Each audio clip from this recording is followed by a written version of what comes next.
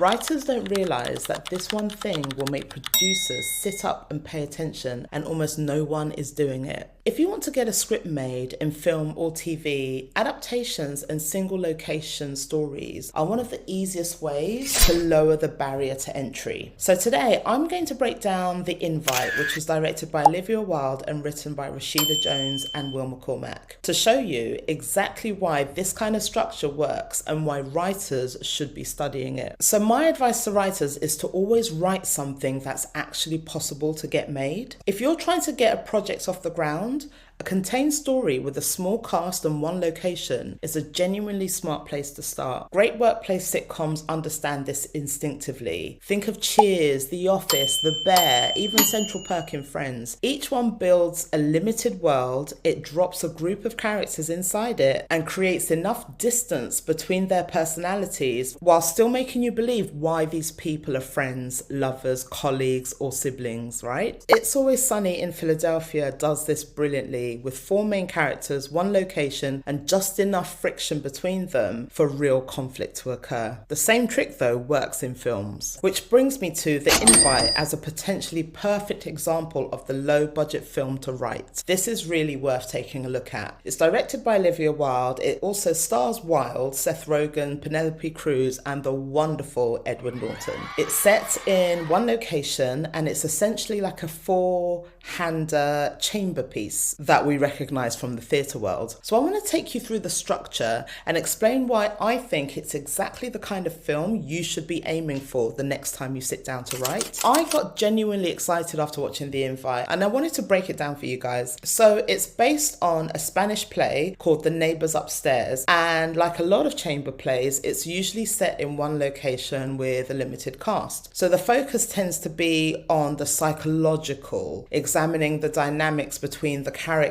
on stage rather than depending on external events or things coming into the space to drive the storytelling. The key to the plot is it doesn't move forward through big action sequences or external events. It relies on emotional shifts within each character to provide the pivotal turning points and momentum that carries you into the next act. So the name of the game is to find the 1 location, find 1 set, put a small cast inside of it, and build your story from there. And if you're struggling to figure out where to start, I've got a free logline guide linked below that will help you get your initial idea clear in your mind before you even start writing. So when it comes to the structure, The Invite works so well because the setup is simple. Like a chamber play, it has 1 location and a limited cast. The themes centre on the psychological and relational dynamics between the characters, and the turning points come from emotional shifts between them, which is what carries the momentum into the next act. Here's the 3-act breakdown. So in Act 1, in a montage, we see one half of the couple, the husband, and he's clearly unhappy at work and then cycles home, and the ride triggers an ongoing back issue that he has. Meanwhile, his wife is already home and is busy preparing their apartment for the evening ahead. She has invited their upstairs neighbours for dinner. The husband hates this idea and an argument erupts between them. The neighbours, of course, arrive just as the argument is getting juicy. The introductions are awkward, and the tensions are already bubbling between the host couple, who are verbally prickly around their stylish and effortlessly cool guests. The tension builds as we wait for Joe, the husband, to work up to asking the awkward question about the noisy sex that the neighbours regularly have. But the neighbours get there first, asking if their loud lovemaking has been disturbing the couple downstairs, and that is the first reversal. So in Act 2, the neighbours preemptive move has flipped the tone, while the hosting couple are kind of left on the back foot. The dynamic between the couples then shifts again when it's revealed that the neighbours are actually holding swinger parties in their apartment. This opens up all new territory for the hosting couple, who are left deeply curious and somewhat in awe. They keep asking questions, wanting to know more about how it all works. Again, none of this is being driven by external events. This is all plot points. This is all internal plotting. It's what the characters discover about each other that keeps the story moving forward. Secrets and revelations are your friend in settings like this. So in the second half of Act 2, the tension deepens as it's revealed the hosting couple has secretly been coveting the sex life of the neighbours. The subtext is clear. They're wondering if they might get invited to one of these swinger parties. And then,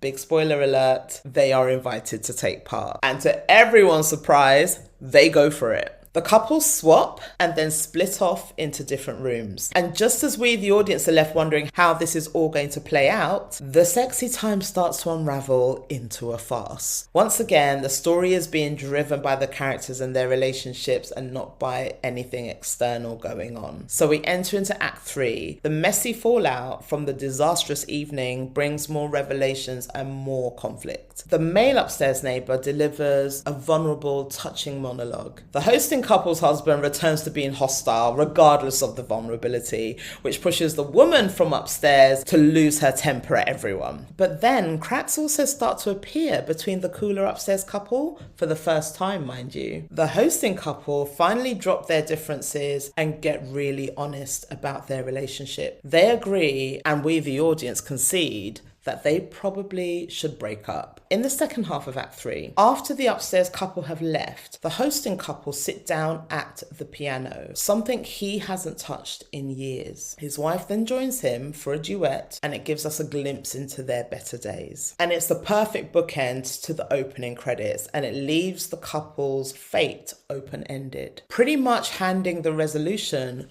over to the audience. We know they should probably break up. We've just watched them argue and be horrible to each other for 90 minutes. But this tender moment at the piano makes you wonder. There was clearly something that brought them together in the first place. There's obviously still love there. Maybe they can work it out. It ends on this lovely open-endedness, and that's exactly how you can tell it started out as a play. Strong source material and a clear structure is what made this such a delightful adaptation. Which is why I think writers should be looking at pieces like this. This is the bit I find genuinely interesting. If you're a writer trying to get something made, don't assume you need 10 locations, 20 characters, huge set pieces, a massive budget. Think about what you can do with one location and a small cast. Think about what happens when the conflict comes from the characters themselves and nothing from outside. Think about what happens when your turning points are emotional shifts rather than plot mechanics. And also think about adaptations, because you're not always starting from a blank page if a thing has been done in another medium. There's brilliant source material out there, and if you're adapting something, you already have a strong story engine to build from. That's what makes single location pieces such an interesting low barrier way into getting something made. So I'll wrap up by saying this. Once you've got your idea, you need to know how to communicate it. I've already mentioned my free logline guide,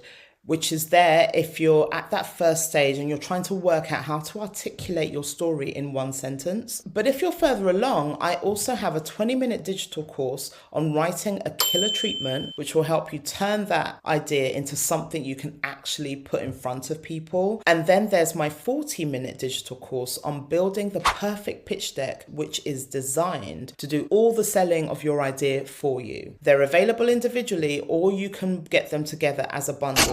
All the details about it are linked below. So I'd love to know from you, have you ever thought about writing a one location piece? Or is there an idea that you've already got that could actually work with a small cast and one location? Let me know in the comments. And if you want more insight into developing ideas that are creatively strong and actually stand a chance of getting made, subscribe to my channel and follow, and I'll see you in the next one.